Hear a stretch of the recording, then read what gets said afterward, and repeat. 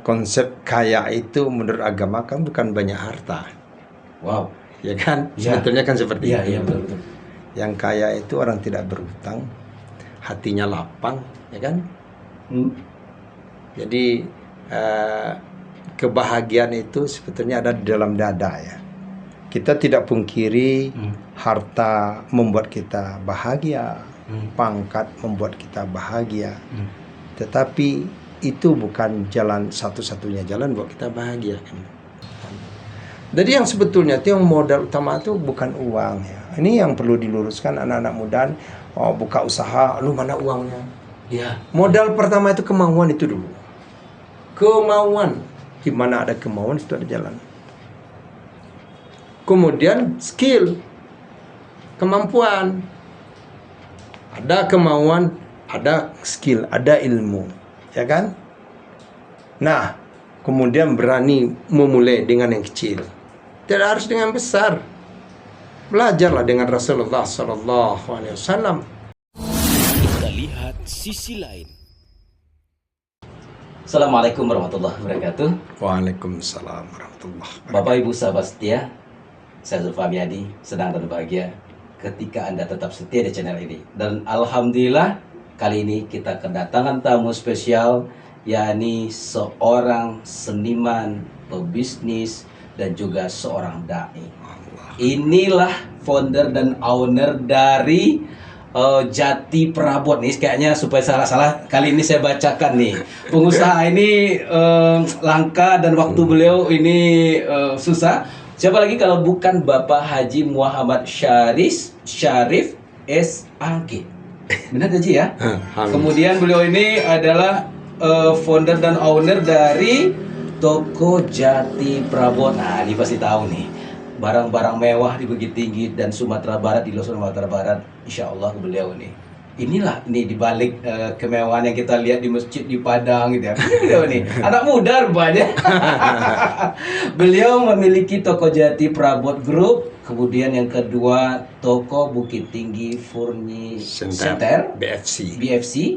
Dan yang ketiga adalah Toko Bukit Tinggi Central Living. Ya. Ada yang baru nggak Pak Ji? Lazura. Lazura Baru baru dua. Yang kemarin waktu Bapak. Oh iya. Lazura. Oh, tempat kita beli ini kemarin nih. Iya. Beli meja sama beli anak. Pokoknya keren deh. Masya Allah. Kita sapa dulu. Assalamualaikum warahmatullahi wabarakatuh. Dah Haji atau Pak Haji lah ya Pak Haji. Pak Haji. Apa? Waalaikumsalam warahmatullahi wabarakatuh. Kaifa ya Ustaz? Alhamdulillah khair. Ya itu kita pancing. Ini Ustadz dan seorang pengusaha dan seniman. Kata siapa kalau orang pondok itu nanti tidak bisa bisnis? Inilah Pak Haji kita di sini. Pak Haji dulu tamatan mana Pak Haji? Dari SD masuk MTSN. Bukareh. Kelatan Kamal. Terus masuk Man Kota Baru. Ya. Padang Panjang. Okay. Ya. Terus 91 masuk di Fakultas Syariah IAIN Garege. Nah. Garege Citi. Garege Citi ya. Bukit Tinggi. 97. Awal 9 apa? Ya, wisuda. 97 wisuda deh. Ya. Jurusan Jinayah Muamalah. Jinayah Muamalah. Kita Daji, Pak Haji, ini Jinayah Syashah. Kayaknya pecah dari Jinayah Muamalah nih, Pak Haji. Iya mungkin. Wah, Masya Allah. Mudah-mudahan marketing dan usaha Pak Haji energi mindah kita nih.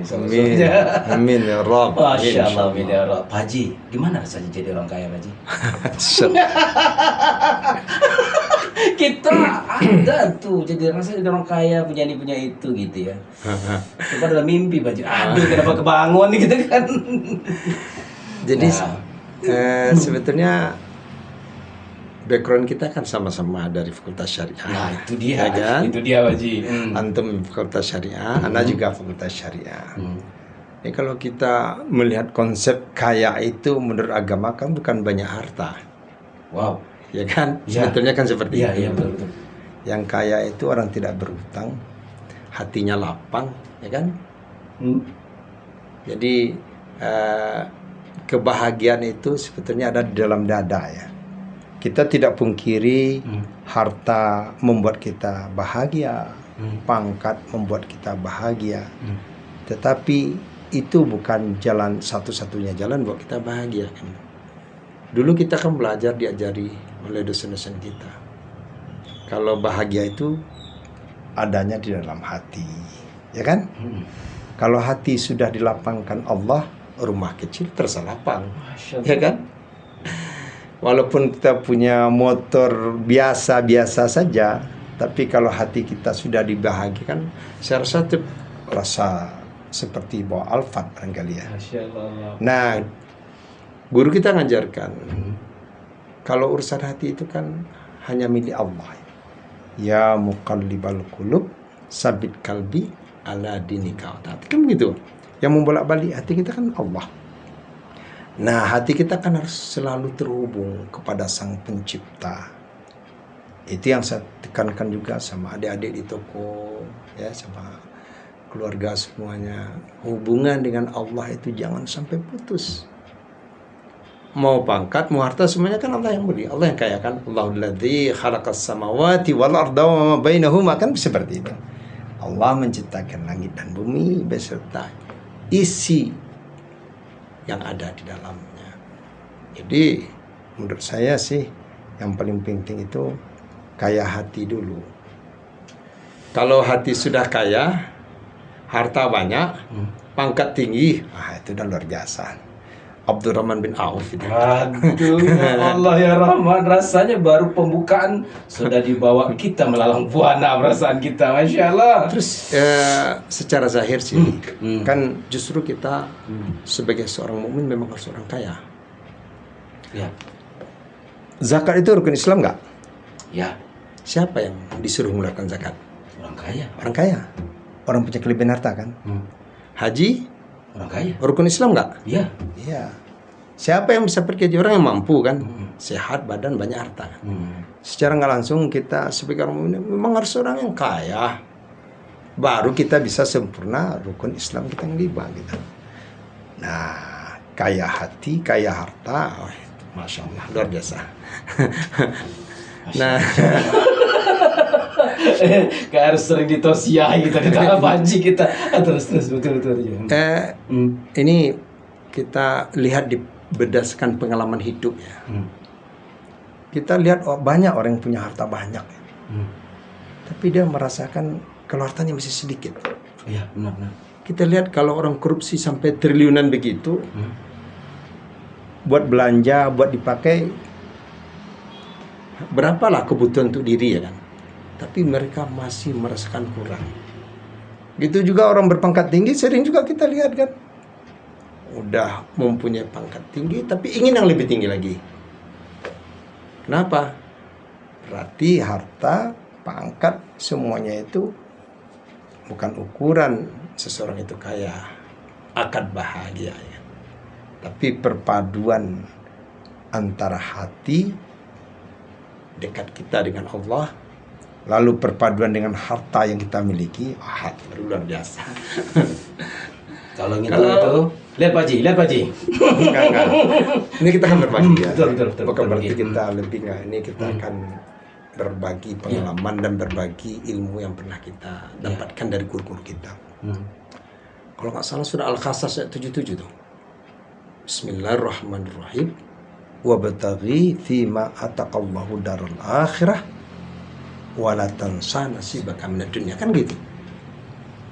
Carilah kehidupan akhirat engkau dengan karunia yang telah Allah berikan di dunia, dan jangan pula lupakan kehidupan dunia engkau. Jadi memang seperti tadi kita dituntut khusyuk, dituntut istiqamah dalam menjalankan perintah Allah, tapi kita juga dituntut berikhtiar mencari harta yang banyak. Kenapa? Karena khairun nas sebaik-baik manusia yang bermanfaat bagi orang banyak. Kalau antum rajin sholat, buat antum sendiri. Kalau antum pergi ke Mekah umrah, buat antum sendiri. Antum zikir buat antum sendiri. Tapi antum punya uang banyak sedekah, bikin sekolah, bantu aspen, Masya Allah. ya kan? Ya. ini masuk kepada khairun nas. Alhamdulillah. Bukan kata Rasulullah itu yang baik kan? Betul, betul, betul. Seperti Abdurrahman bin Auf kan. Nah, itu. Jadi kita kejar agama itu masih kita realisasikan perintah Allah itu semaksimal mungkin. Dan kita juga harus kejar dunia. Kita harus punya harta. Karena dengan harta itu salah satu pendukung untuk terwujudnya rukun Islam. Baru sempurna kita, ya kan? Ya kan? Benar sekali. Bagaimana antum mau zakat kalau nggak punya harta? Ya, bagaimana antum mau pergi haji kalau nggak ada harta, ya kan? Ya, betul, betul, Haji. Itu. Jadi sahabat semuanya, siap-siap kita jadi orang kaya. Insya Allah. Ranion ya.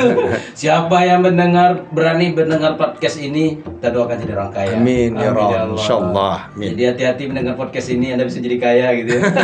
Tapi dimulai dari tadi kata Pak Haji ya, kaya hati Ya. baru kaya harta. Nah, Lengkap sudahlah. Jadi kalau kita belum banyak harta hari ini, mari kita kayakan hati terlebih dahulu. ya, Kita insyaallah. mulai berbagi dari hal yang kecil, biar ikhlas. Besok-besok kan banyak ikhlas pun. Insyaallah. Pak Haji, dulu memang itu terbayang kan Pak Haji juga sekolah. Konon ceritanya juga Pak Haji tamatan pondok ya Pak Haji ya? Ya, MTSN. MTSN ya. Itu Alia, dulu artinya background Agama, pendidikan kita itu agama, agama. gitu.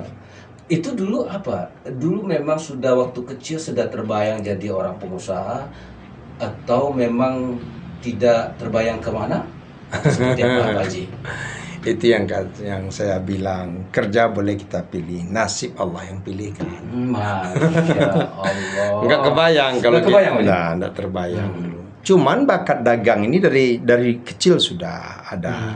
Bakat sudah ada. Udah ada. Waktu SD kalau bulan Ramadan itu kita ada uang itu beli kacang goreng. Ya. Ada namanya kalau bahasa kampung waktu suke. Yo, suke. Suke. Dari bambu. Suke ya, ukuran gantang ya, yang besar, liter besar ya. Itu beli kacang goreng 150 perak. Ya, 150 perak. Itu saya jual masuk kampung kacang goreng itu. Saya jual 5 biji 5 perak. Mos, tahu nggak? Ya, mos pernah Masih dengar. udah lahir belum? Belum. Di mos itu udah lahir 80-an, Pak Haji. Dia jadi Tapi masih ketemu ya. ringan uangnya. Di atas mos ada 10 rupiah, ada 25 rupiah, ada 50 rupiah, baru 100 gitu. Nah, kita jual kacang itu 5 biji itu mos, 5. Ya, dia 5 angka 5 besar 5 dia. biji. Itu saya bisa dapat untung 200 perak. Jadi 150 jadi 350. Dapat untung 200 perak. Itu SD. Iya, masih kecil, masih SD saya. Bulan Ramadan sambil istilahnya dulu mematang-matangan hari. Iya, Menunggu buka puasa. Betul. Nah, masuk kampung, pulang kampung. Ya, bisa 4 trip, jadi akhir lebaran itu saya udah dapat uang untung 800 perak. 800 perak, mungkin emas masih harga 10-12 ribu barangkali ya. Coba bayang udah berapa waktu itu. Jadi memang udah ada Bakat ya, ada bakat. Jadi kalau sebenarnya kalau aliran keturunan bukan dari keturunan kaya juga bukan Pak Haji? Kita ayah guru agama. Ayah dulu tamat dari Tarbiyah Candung. Beliau pendakwah. Tapi beliau juga mempunyai semangat pedagang. Jadi di samping berdakwah, kami dulu di rumah juga ada warung. Ya. Kalau bahasa sekarang mungkin Apa? bahasa dulu lapau. Kalau sekarang nggak canggih lah, minimarket. Iya. Minimarket. Punya itu dulu. Ya, jadi ayah juga ada berdagang seperti itu. Jadi beliau dulu tamat Tarbiyah Candung, pergi berdakwah, ngajar gitu.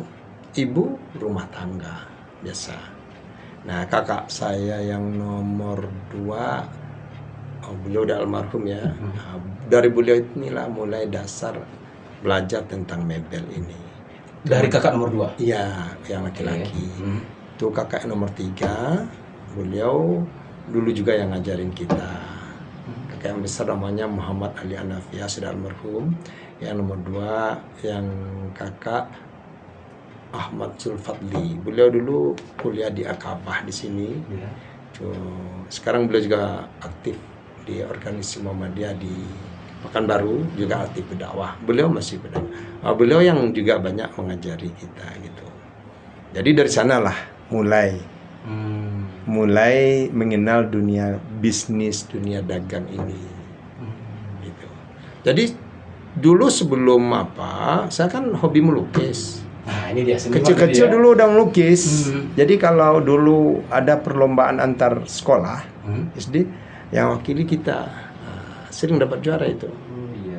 Nah, waktu di Aliyah di Mankoto Baru, kita udah mulai bikin lukisan yang komersial. Dulu zaman-zaman kita dulu kan kartu lebaran itu kan dilukis. Oh iya. Kartu lebaran. Terus hadiah untuk perkawinan dulu kan kado. Iya. Nah, kado ya, bukan berupa amplop loh. Iya. Kado berbentuk lukisan, ada ucapan selamat untuk menempuh hidup baru, kan ada selamat ulang tahun.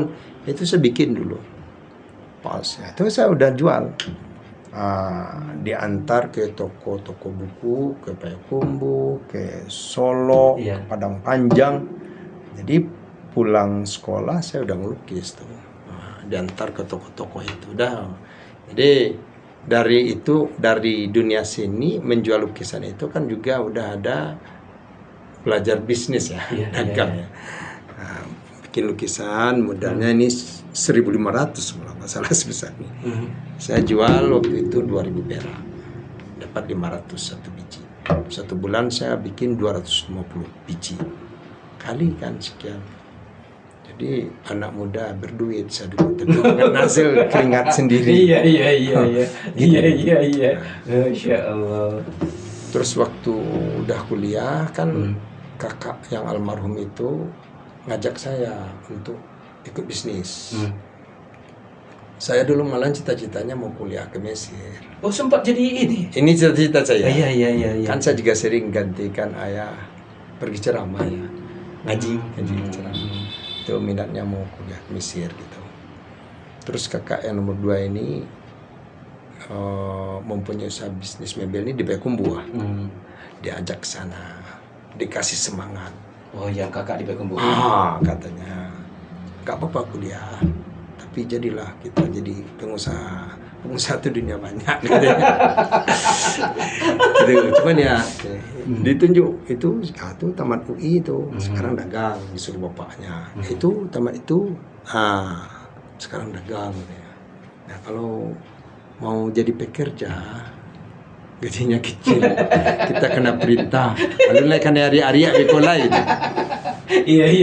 Jadi kita belajar di tempat kakak itu mulai dari dasar, amplas. Oh, jadi sempat ke bawah ya? Iya, walaupun yang punya toko itu kakak sendiri, tapi saya dibina dari dasar biar tahu nanti produk ini seperti apa prosesnya, apa kayunya, bagaimana pengerjaannya, berapa kosnya, berapa harus dijual. Jadi belajar itu. Nah, dari sanalah mulai itu sampai. Tapi itu enggak dongkol Pak Haji. Ada. Kakak sendiri padahal enggak ada ini, masa saya ini kan bisa untuk orang bawah, enggak ada kayak gitu, rasa kayak gitu. Dulu. Waktu dulu. Ya. Pertama sih ada dongkol juga. Iya, ya wajar lah, Haji. Awak masa suruh di belakang. Itu itu tadi Haji. Tapi setelah kita sukses, ini rahasianya. Ternyata kakak kita mendidik kita keras, ayah kita mendidik kita keras.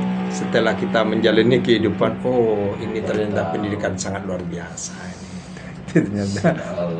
Nah, udah di semester 5 kita udah mulai turun bantu dagang kakak di Payakumbuh.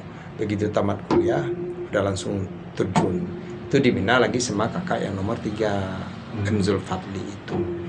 Dialah yang mengajar kita pergi ke Jepara, mengenalkan produk Jepara. Karena kita berbakat di dunia bisnis, jadi kita cepat nangkapnya. Sampailah sekarang alhamdulillah berkembang seperti ini, begitu. Masya Allah. Nah, karena kita basicnya di syariah, yang namanya anak syariah, apalagi zaman-zaman kita dulu ya. Iya. itu kan permainannya minal masjid ilal masjid itu nggak boleh tinggal. Iya, iya. Jadi Iya, kita iya. juga pergi berdakwah, ngaji lah istilahnya ya. Nah, terus juga Jadi dari sampai sekarang Pak Haji tetap ngisi jadwal ceramah, kita khutbah. masih tetap. Tapi kita cocokkan dengan Ente dengan gimana agenda. nih? Setiap lebaran kita juga khutbah. Khutbah ngisi ini Idul Fitri. Idul Fitri. Ya, alhamdulillah insya Allah. Ini baru nih kayaknya kok gak tebal rasanya kulit kita nih Pak Haji. Mestinya memang kayak gini nih. Nah, Iya. jadi Masya Allah. ya di dunia dakwah kita cocokkan dengan agenda lapangan kita punya kesibukan. Jadi kira-kira momennya, waktunya yang pas Iya, iya, kapan gitu, supaya jangan nanti kita bikin janji nggak tepat, jemaah kecewa. Betul, betul, betul. Melukis masih tetap saya sampai sekarang. Artinya aktivitas itu hanya jumlahnya yang berkurang, mungkin waktu ya Pak Haji, dan dicocokkan dengan ini ya Pak Haji. Tapi tetap dakwah, tetap melukis, tetap. Tetap, insya Allah melukis tetap, berdakwah tetap, bisnis juga tetap. Juga berdakwah kan nggak harus di atas mimbar. Iya. Kalau dulu kita kan kere, nggak bisa berdakwah, cuman dengan ilmu. Sekarang kan bisa berdakwah pakai uang. Iya, itu dia. Ya kan? Hah? Betul kan? Itu nanda apa besok nih Pak Haji dakwah, ayo berzakat nih. Itu. Ya benar Pak Haji ya. Ya. Kalimat karena satu perbuatan lebih dihargai ketimbang 1000 perkataan kata orang di channel ini ya Pak Haji ya. Oh iya. Masya Allah. Masya Allah. Jadi masih itu. Terus juga di toko sambil berdagang kita juga bisa dakwah. Iya. Bukan kita memanfaatkan agama untuk melariskan barang kita, kan tinggal meluruskannya. Ada orang datang, Pak, ini barangnya ori apa nih Pak?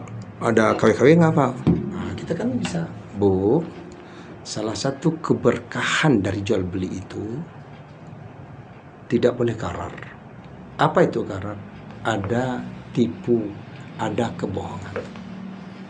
Akad jual beli itu antarati minkum, reda kedua pihak. Saya dulu alumni Fakultas jurusan Jinayah Mamalah. Itu kita terangkan semua. Nah, kalau ada kebohongan dalam barang yang saya berikan sama ibu ini, berkahnya dicabut Allah. Nanti sampai di rumah ibu kecewa, balikan lagi ke saya, udah berapa biaya pulang balik, udah berapa biaya ngantar, biaya balik lagi. Yang paling parah ibu kecewanya. Pak Haji itu penduto lu, ya kan? Nanti dibilang ke tetangga begini-begini, jangan beli di sana, bohong itu. Itu salah satu keberkahan dicabut Allah. Tapi kalau ibu udah kita betul-betul menyampaikan apa adanya, lillah, ibu senang, ada keberkahan. Ibu bahagia, saya juga bahagia. Besok bilang, beli aja tempat Pak Haji, barangnya bagus, kualitasnya oke, Pak Hajinya juga kanten. Enggak, itu bercanda. Iya. Alhamdulillah. Betul. Jadi itu memang waktu berbisnis yang saya jaga, pertama ketepatan janji. Kalau misalkannya ada orderan itu, misalkannya kita mampu ngerjakan 1 bulan, kita ngambil waktu itu 1,5 bulan. Tapi 1 bulan itu insya Allah udah jadi itu. Artinya kita lebihkan waktunya. Tepat. Saya bilang sama ibu, ini oleh kata Pak Haji, insya Allah. Ya ayyuhalladzina amanu aufu bil uqud, itu perintah Allah. Hai orang-orang beriman, apabila engkau berjanji, tepati janji. Bu, bawa janji ibu. Kalau saya mungkir, bukan ibu yang marah, Allah. Saya lebih takut kepada Allah daripada ibu. Gitu. Ya, terus kita bilang kualitas, kita bilang A, itu betul yang A kita berikan. Kalau tidak, saya juga berbohong. Ibu bisa saya tipu, Allah tidak bisa saya tipu, saya bilang. Itu kita bilang. Alhamdulillah dari sedikit, step by step, tumbuh kepercayaan. Sumbar, apa sebutlah orang-orang Baitur Rahmah, alhamdulillah itu kita. Itu masjid besar itu Alhamdulillah. jadi berabad ya Pak Haji? Iya, alhamdulillah. Sahabat semuanya, masjid hijau ya, masjid apa namanya itu di Masjid Baitur Rahmah. Masjid Rama yang kita lihat yang mega itu, ternyata nih Pak Ustadz yang isinya, Syekh ya kita. Aduh ya Allah, biasanya ini Mana lah kemewahan ini, rupanya kiai kita yang ngisi di situ ya. Masya Allah. Itu konon ceritanya yang rumah di sebelahnya itu rumah siapa? Pak Ali Amran yang wali kota, yang itu juga Pak Haji isi furniturnya. Oh, isi furniturnya ya kita sebagian. Ada sebagian yang lain. Tapi rata-rata dari dulu untuk rumah barang-barang yang berkelas rata-rata ibu minta ke kita dulu ya. Tuh, alhamdulillah. Masya Allah. Jadi Pak Haji, apa hubungannya, ada dikaitkan ketiganya kayak nyambung ya? Ada seni, ada dai, ada bisnis. Ada keterikatan di antara bisnis Pak Haji di antara ini? Begini, kalau dakwah itu kan untuk ketenangan jiwa ya. Kita menyampaikan nasihat. Nasihat itu berasal dari Al-Quran dan hadis. Berarti kita melaksanakan perintah Allah. Allah kan sudah janji, in tansurullah yansurkum. Jika engkau menolong agamaku, aku akan menolong kamu. Jadi mutmainnah fi qalbi itu kan dengan kita menjalankan apa yang disuruh Allah SWT. Jadi berdakwah itu untuk ketenangan hati dan ketenangan jiwa, ya. Bisnis untuk menunjang dakwah kita, untuk merealisasikan rukun Islam biar sempurna. Maka kita harus jadi orang kaya biar bisa berzakat banyak, biar bisa pergi haji dan mengajikan orang. Masya Allah. Alhamdulillah, saya karyawan saya 1 tahun saya berangkat ke umrah 1 orang. Setiap tahun. Alhamdulillah. Masya Allah. Itu dengan izin Allah ada saja jalan keluarnya. Memang enak jadi orang kaya Haji. Terus sini itu kan anugerah dari Allah ya. Jadi dengan sini itu rasanya hidup kita lebih bermakna gitu. Kalau kita pegang cat, pegang kampas, kita hanya bercerita dengan kampas dan cat, kita dijamin bakal tidak ada salah, bahkan nggak ada gibah. Iya benar. Bahkan kita sambil menikmati kebesaran Allah SWT. Kita bikin pohon kayu begini, itu kita merenung, masya Allah, itu, ya kan? Tapi kalau kita berbicara dengan orang, pasti ada kemungkinan kita salah bicara, mungkin menggibah, mungkin dosa lagi kan?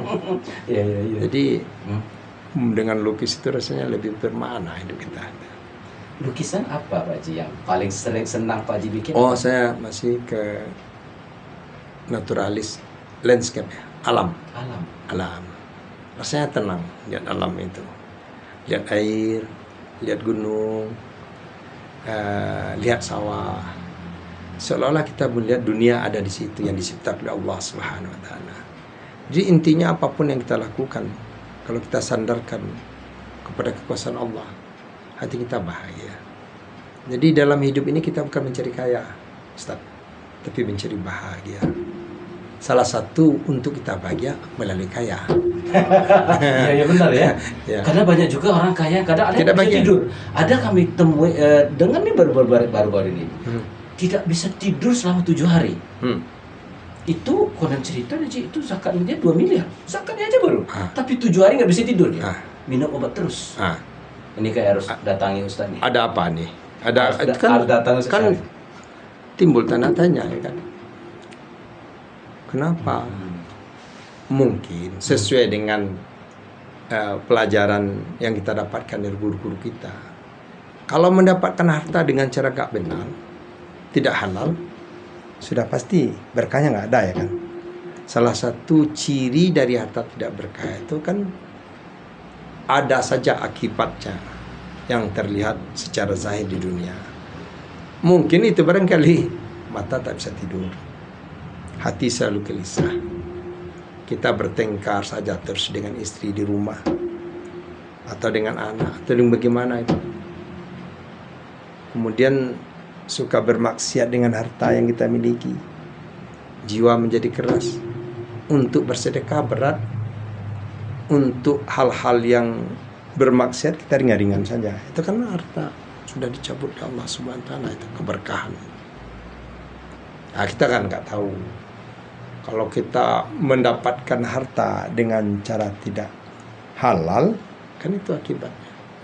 Kita disuruh memakan harta yang halalan thayyiban, kan disuruh yang halal lagi thayyib.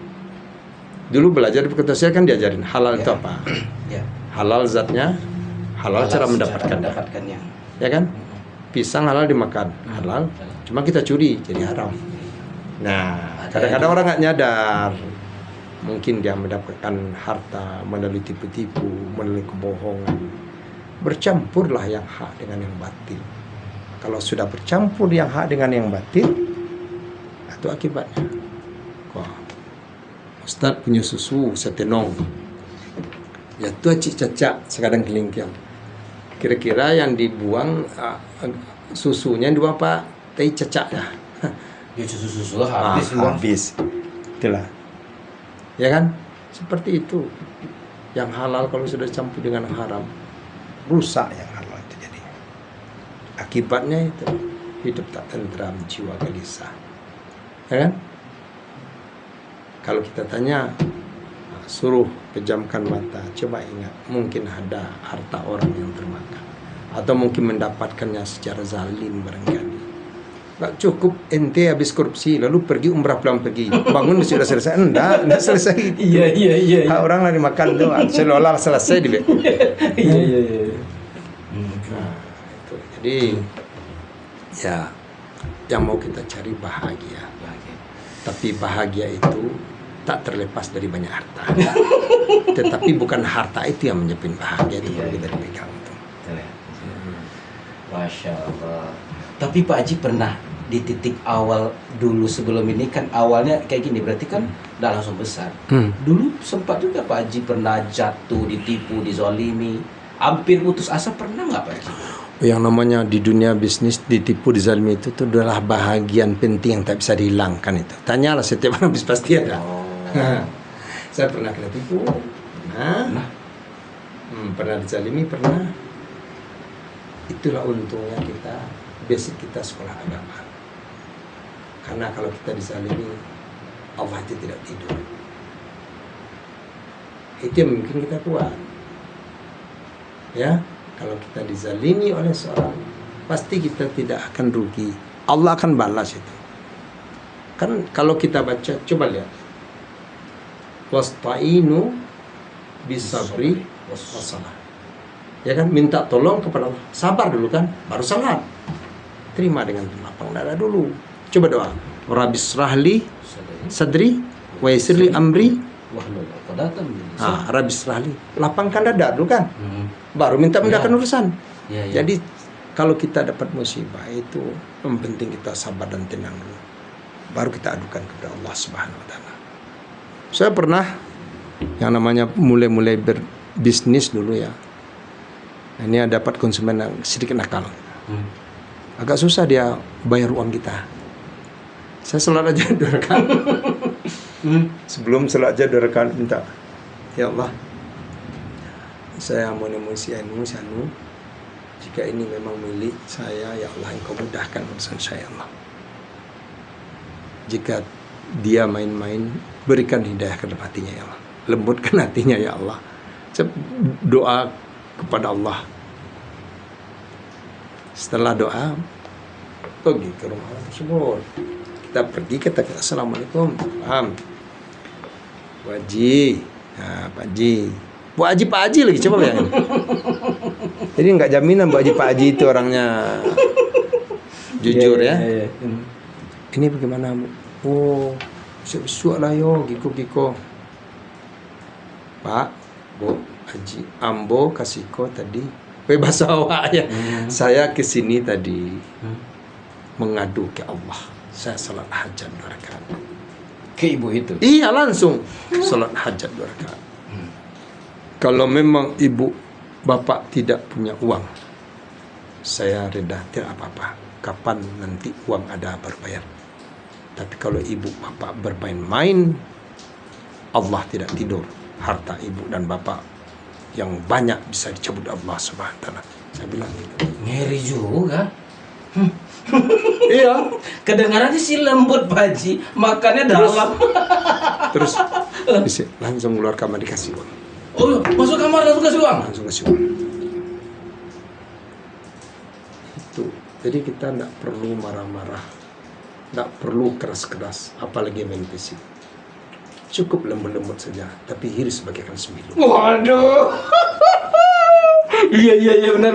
Ya, kalimat tadi itu nuhoknya dalam banget. Jadi Iya. pengalaman, Ustaz, saya udah terbiasa sebelum melakukan sesuatu itu. Pertama sekali saya mengadu ke Allah. Itu pertama sekali. Mengadu ke Allah Subhanahu wa taala. Apapun yang saya ingin, Allah, saya berkeinginan mau beli ruku ini, Allah. Jika ini baik menurut Engkau ya Allah, mudahkan ya Allah. Tapi jika tidak baik dan menjauhkan diri aku dan kepada aku kufur, jauhkanlah ya Allah, gantilah dengan lebih baik. Itu selalu. Yang kedua, saya pulang temui orang tua. Minta izin sama orang tua, sampaikan begini gitu. Minta reda. Baru melangkah. Jadi andalan pertama kita itu Allah, kemudian orang tua, baru skill, baru kemampuan. Sekarang kan beda. Yang diutamakan tuh kemampuan, skill. Saya bisa ini, saya bisa itu, gitu ya. Kadang-kadang saking sibuknya, sholat zuhurnya udah dekat sholat asar. Saking sibuk bisnisnya, sholat asar udah dekat sholat maghrib. Saking sibuk-sibuknya, udah sakaratul maut, lupa dia. Jadi, pertama. Yang kedua, ingat. Ridha Rabbi, ridha fi walidain, sukhtuhu fi sukhtum. Minta pada orang tua. Pernah pengalaman dulu ya, kita dagang kita ini kok santai-santai, 10 hari lagi udah mau lebaran, gimana ceritanya? Saya minta sama Allah, ya Allah, ini banyak tanggung jawab ya Allah. Nota yang diansur, ada orang-orang yang kita tanggung gitu. Mohon ya Allah, bukakan pintu rezeki, 10 hari lagi lebaran telah tiba. Selesai sholat, pulang, temu ya sama ibu, pulang sama beliau, ya Bu, gini dengan sungguh-sungguh ya. Habis kita udah selesai, insya Allah ayah ibu doakan ya. Begitu kita keluar rumah, HP ini tak berbunyi berdenting, ting. Pak Haji ada yang minta barang situ, jual, ada yang minta, oke.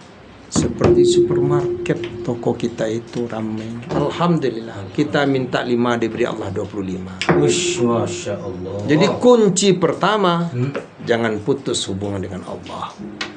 Karena Allah lah yang memberi, karena Allah yang memudahkan itu. Ya kan Ustaz dulu belajar begitu kan? Ya Pak Haji, siap. Jangan Ustaz. sekedar teori saja tapi direalisasikan. Siap Ustadku. Yang kedua, reda orang tua.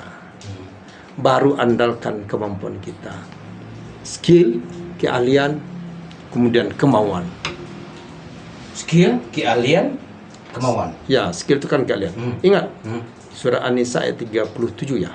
Innallaha ya'murukum an tu'adu amanati ila ahliha. Ya kan? Allah perintahkan segala satu urusan itu serahkan kepada ahli. Kalau kita ahli itu bisa orang yang berkompeten di bidang itu. Kalau saya mau bergerak di bidang furniture, saya harus paham betul dari A sampai Z tentang furniture itu. Kita harus ada ilmunya.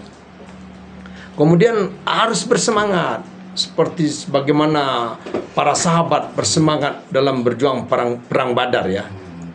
Musuh banyak, kita sedikit. Tapi saking semangatnya Allah berikan kemudahan, Allah berikan petunjuk. Surat Al-Ankabut ayat 69 ya. Saya tahu. Alladzina jahadu fina lanahdiyan lahum subulana innallaha ma'al muhsinin. Kan itu. Orang yang bersungguh-sungguh menuju mencari keridhaan akan kami tunjukkan jalan. Allah bukakan, Allah tunjukkan. Allah berserta orang muslimin, orang yang bersih hatinya.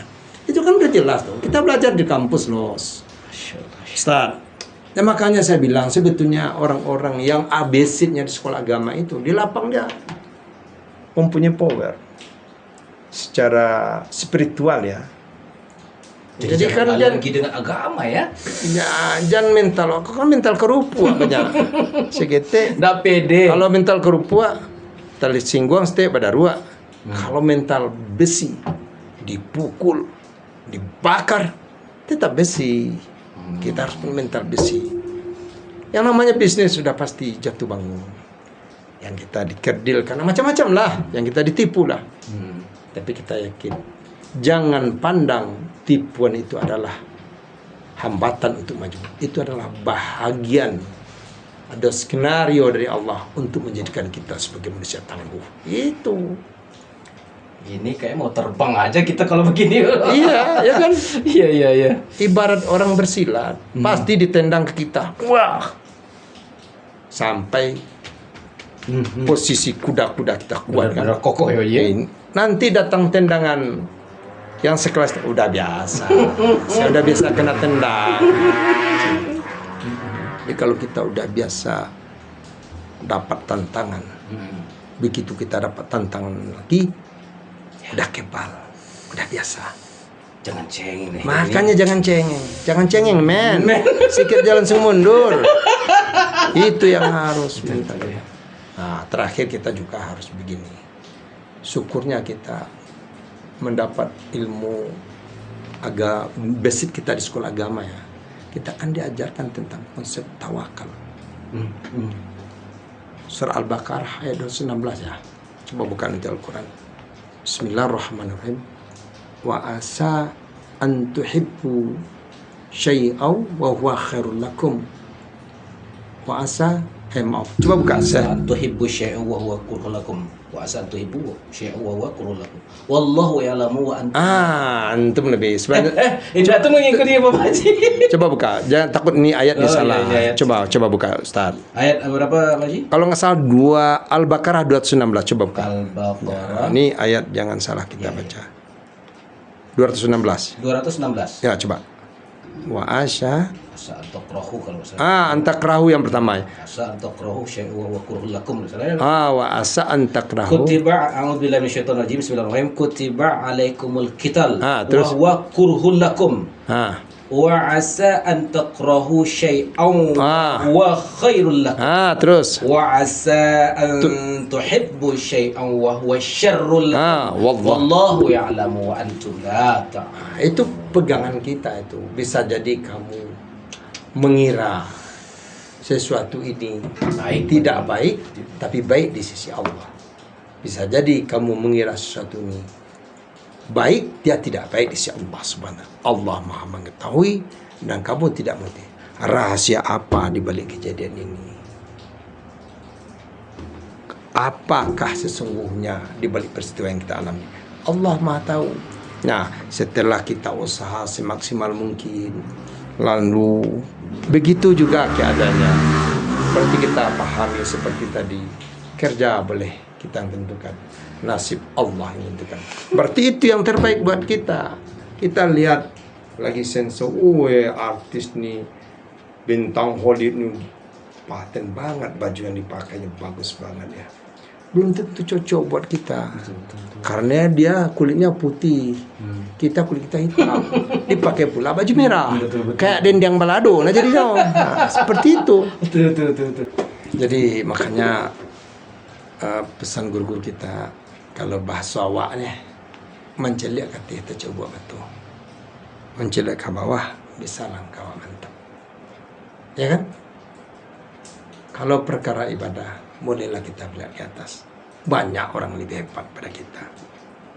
Tapi dalam perkara dunia, lihatlah ke bawah. Sungguh banyak orang menderita daripada kita. Terasa kaya kita, ya kan? Kita kira dengan punya mobil odong-odong, ternyata orang pakai motor. Orang motor bilang dia cuma jalan kaki, cuma pakai sepeda. Orang sepeda bilang dia cuma jalan kaki. Orang jalan kaki bilang dia lumpuh. Orang lumpuh bilang dia buta. Orang buta bilang masih main lah. Dia sudahlah buta, dia segala-gala, makan susah pula. Alhamdulillah ya. Alhamdulillah ya. Jadi kalau kita lihat penderitaan orang di bawah kita, maka kita akan terasa kaya. Tapi kalau kita lihat ahli-ahli ibadah, sungguh kita ini tak ada apa-apanya. Makanya itu dalam hidup ini kita mempunyai prinsip. Apa yang kita dapatkan ini sebetulnya akan adalah persinggahan sementara menjelang kita berpisah dengan jasad. Hidup yang sesungguhnya kan nanti di akhirat, ya kan? Itu yang sebenarnya. Maka kita jadikan apa yang kita dapatkan ini untuk menghantar kita menghadap Allah dalam keadaan husnul khatimah. Ini yang kita cari-cari. Ya ayatuhan nafsul mutmainnah, irji'i ila rabbiki radiyatan mardiyah, fadkhuli fi ibadi wadkhuli jannati. Wahai ruh nafsu yang tenang, kembalilah kepadaku dalam keadaan diredai. Masuklah ke dalam kelompok ahli ibadahku dan masuklah ke dalam surga. Itu cita-cita yang paling tertinggi.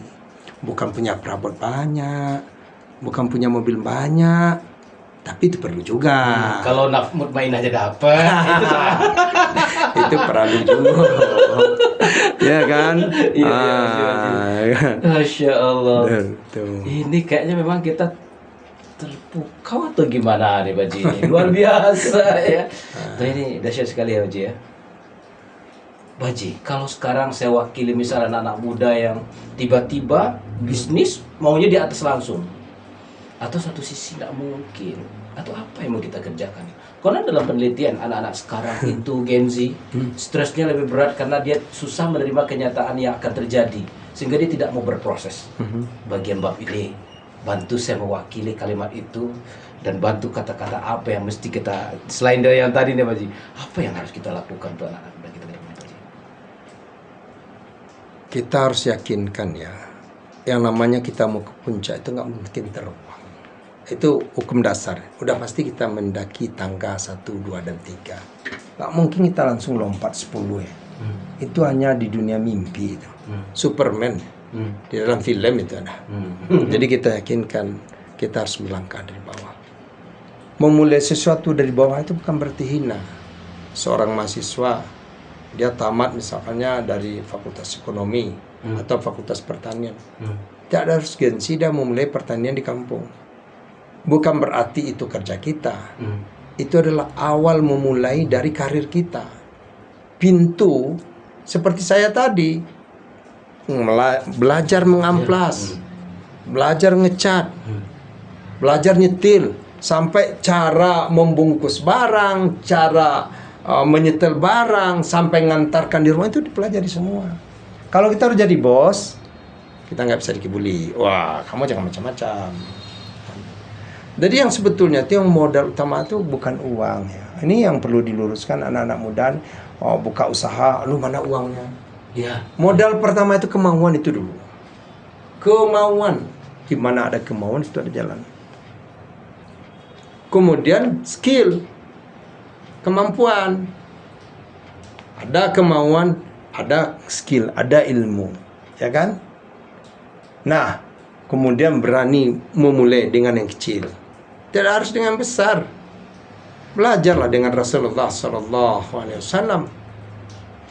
Beliau umur 7 tahun udah yatim piatu, kan? Diasuh oleh kakek beliau Abdul Muthalib. Setelah Abdul Muthalib meninggal, beliau tinggal dengan pamannya Abu Talib. Abu Talib kan orangnya kehidupannya miskin. Rasulullah ikut bergembala. Umur 9 tahun Rasulullah sudah mulai berdagang. Umur 15 tahun udah dibawa ke Sam oleh Abu Talib kan. Udah antar dunia. Umur 20 tahun beliau udah membawa dagangan Siti Khadijah sendiri yang ditemani oleh pembantu Khadijah namanya Maisarah ya. Itu baca di Sirah Nabawiyah. Begitu pulang disampaikan kepada Khadijah, bagaimana tentang orangnya jujur, dagangnya baik, barang kita laris manis. Mulai hari ini semua usaha saya yang ada di Madinah ini pegang sama Muhammad. Nggak ada apa modal Nabi Muhammad. Pertama kemauan. Yang kedua keahlian beliau dalam berdagang. Kemudian kejujuran. Modal datang sendiri. Ini yang paling pertama sama anak muda dulu. Nah, jadi itu yang paling penting anak muda ini. Terus kemudian itu secara langkah-langkah kita belajar dengan Rasulullah SAW, ya kan? Mental kita tuh harus mental, bukan mental suka minta-minta. Lihat Abdurrahman bin Auf sewaktu hijrah dari Makkah ke Madinah, ada sahabat yang menawarkan, ini harta saya separuh ambil, ini istri saya juga ambillah hadisnya. Tidak. tunjukkan kepada saya di mana pasar. Itu dia mental orang kaya gitu. Tidak nerimo, gitu. Di mana pasar gitu ya? Beliau berbisnis, berdagang. Siapa yang tak kenal dalam sejarah sampai sekarang? Abdurrahman bin Auf, orang terkaya di dunia. Belum buka usaha apakah dengan modal uang? Tidak. Beliau udah pengalaman di dunia bisnis. Dikasih nggak mau nerima. Iya, betul. Beliau meminta tunjukkan pasar. Mental itu. Sekarang yang kita mental ini yang banyak suka menerima, ya kan? Suka meminta, bukan bekerja. Enggan bekerja. Betul.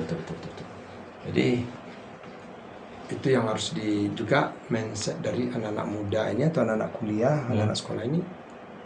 Kebanyakan mereka kan kuliah ya harapannya setelah kuliah bekerja, bukan menciptakan lapangan kerja. Iya. Di mana saya melamar kerja gitu ya? Mau kerja di mana? PNS setengah mati sekarang susah. Mau kerja di BUMN udah banyak perusahaan tutup, karyawan udah banyak PK. Iya.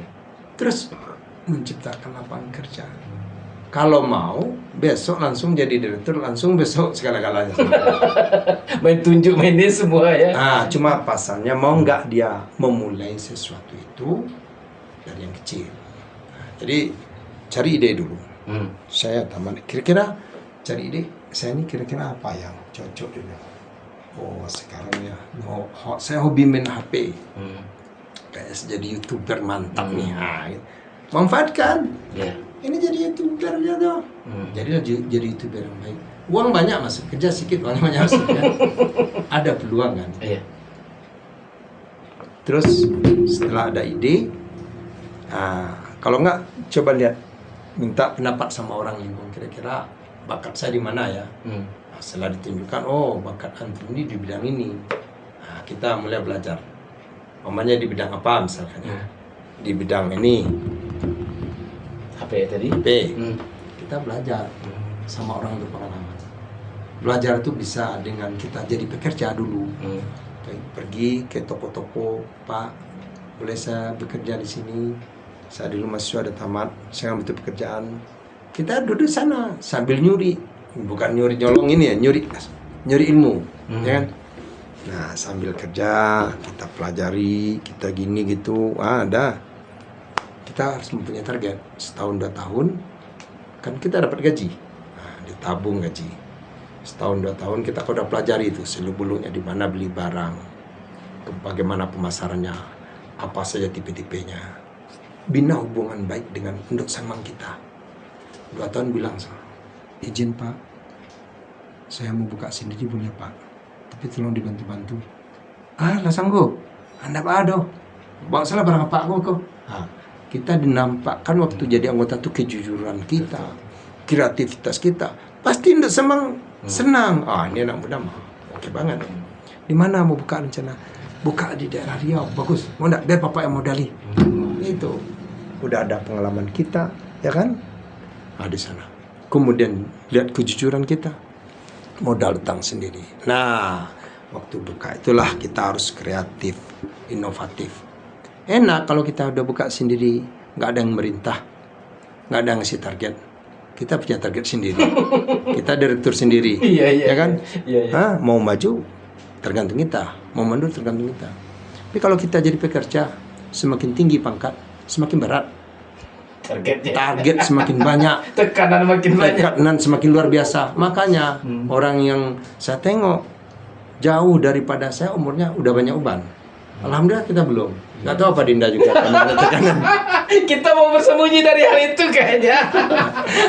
Sayang kita terlambat dapat ilmunya. Just kidding, itu bercanda. Iya, tapi nggak benar ya. Jadi itu anak muda, maksudnya gitu. Iya, betul. Jadi, kemudian semangat, tidak semangat itu kan adanya dari. Iya, ini gimana cara menimbulkan semangat itu? Itu yang kita bilang. Jangan putus hubungan dengan Allah. Karena perkara hati ini Allah yang menggerakkan gitu. Sahabat itu mau berperang, padahal nyawa yang mau dikorbankan. Kenapa? Karena dalam hatinya Allah timbulkan rasa semangat yang membara. Kita minta. Itu makanya sama anak-anak muda itu bilang, kita di toko, anak-anak itu kita betul-betul perhatikan sholat kalian, bacaan kalian. betulkan lagi. Ini cara kita berhubungan dengan Allah. Kalau hubungan dengan Allah terjalin baik, Anda akan sukses dunia dan akhirat. Kenapa? Allah tidak akan sia-siakan. Anda saja dengan saya, hubungan Anda baik. Saya tahu siapa Anda. Selalu ingat saya. Tahu Anda sakit, Anda berkata, saya cepat datang. Saya bantu cepat. Kenapa? Karena hubungan kita baik. Apalagi kalau kita membina hubungan baik dengan Allah. Apa yang tidak akan dikasih? Minta apa kita? Kecil bagi Allah SWT. Ya kan? Cuman rayu Allah melalui hubungan, melalui salat 5 waktu, jaga dengan baik dan benar. Yang kedua yang tadi, ini komunikasi sama orang tua. Anak-anak sekarang kan susah. Ya. Kadang-kadang udah mau ujian aja menelpon, Pak, Mama mau ujian, tolong doain ya. Untuk itu sekarang anak-anak ini susah. Ya. Hubungan anak dengan orang tua sekarang tidak terjalin dengan baik. Bagaimana mungkin dia akan mencapai kesuksesan? Karena tidak mendapatkan ridha Allah. Karena orang tuanya udah tersinggung perasaannya. Ibu hati, biar anak juga. Itu sama juga dia menyakiti Allah. Bagaimana mungkin kita akan sukses? Maka banyak anak muda yang tidak sukses karena banyak anak durhaka kepada orang tua, ya kan? Wala taqul lama uf wala tanharhuma. Berkata uf saja dah larang.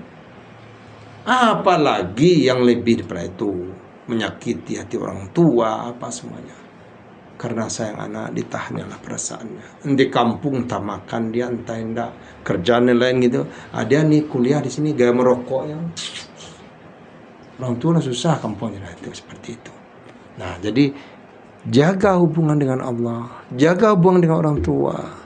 Kemudian bermohon kepada Allah, ya Allah, berikan semangat dalam hati saya ya Allah. Pasti Allah yang bisa memberikan semangat itu. Bagaimanapun kita bersemangat menurut kita, tapi kalau Allah bikinkan padam hati kita, tetap loyo, tidak semangat ya. Makanya maka perlu anak-anak muda ini tanggung jawab kita bersama.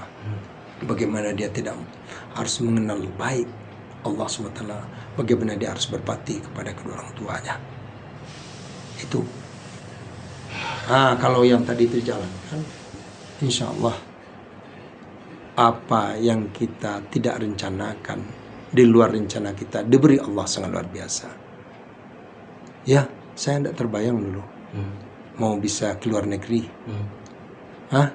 mau bisa, mohon maaf, pergi ke Mekah, bawa keluarga ini semua, bikin ini, bikin itu, tanpa ada utang. Masya Allah. Itu, kenapa? Itulah mungkin resep-resep yang kita jalankan tadi itu. Kalau itu dijalankan, insya Allah yakin akan sukses di dunia. Contohlah Rasulullah. Allahu Akbar. Sahabat semuanya, saya ingin tambahkan ini, bukan tambahkan ya, saya membuktikan apa yang beliau ceritakan tadi. Jadi anak gadis beliau udah tamat ya. Jadi ini baru kemarin kita ke tempat Pak Haji, beli apa ya, sesuatu lah ya, 3 sesuatu lah, bukan sesuatu ya. Siapa nama si kakak tuh Pak Haji? Oh, Latifah Maira. Latifah Maira yang baru tamat kuliah. Baru tamat kuliah. Sekarang itu kita lihat di sana, mana ininya, ownernya sama aja bajunya dengan karyawan, dan gayanya juga sama kayak karyawan. Nah Pak Haji, didik anak, mohon maaf nih, anak sendiri bapaknya udah kaya, aduh mendidik anak kayak gitu rasanya, kalaupun saya jadi anak agak naik juga ketiak tuh Pak Haji. Tapi ini bagi Pak Haji, gimana nih benar-benar bajunya sama kayak karyawan, ketemu pembeli kan bisa-bisa saja saya owner gaya kayak gini dikit kan. Ya Pak, silakan Pak, kayak gitu. Nah, ini gimana rasanya didik anak kayak gini? Jadi begini, sebetulnya kita mendidik anak itu kan dari kecil ya. Kalau kita lagi berpergian, salah satu yang bisa membuat hati lembut itu kan sedekah ya. Okay. Jadi dia sengaja sedekah dekat anak, 2.000 rupiah. Jadi dia juga suka gitu tuh. Oh. Karena kalau sedekah itu kan bisa membuat hati lembut ya. Iya. Jadi kalau kita pergi, kadang kita kasih duit sama dia. Kasih buat nenek itu, kasih duit sama nenek. Ya Pak ya kasih buat itu. Jadi ke tangannya kita kasih, suruh dia ngasih gitu. Jadi ada rasa empati ya melihat orang seperti itu. Terus kemudian Bapak bilang ini sama kakak kalau kerja sama orang lain, kakak perempuan dimarahin sama orang lain, pasti papa sedih.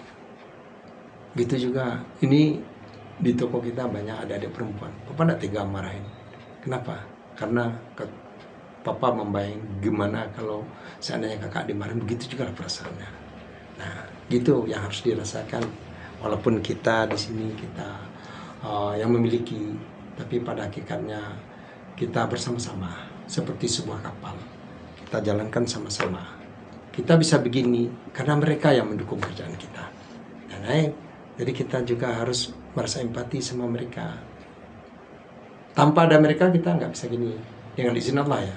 Gimana buka toko sebanyak ini, kuncinya banyak? Bisa nggak buka toko? Ada inilah bentuk kita. Jadi kita butuh mereka, mereka butuh kita.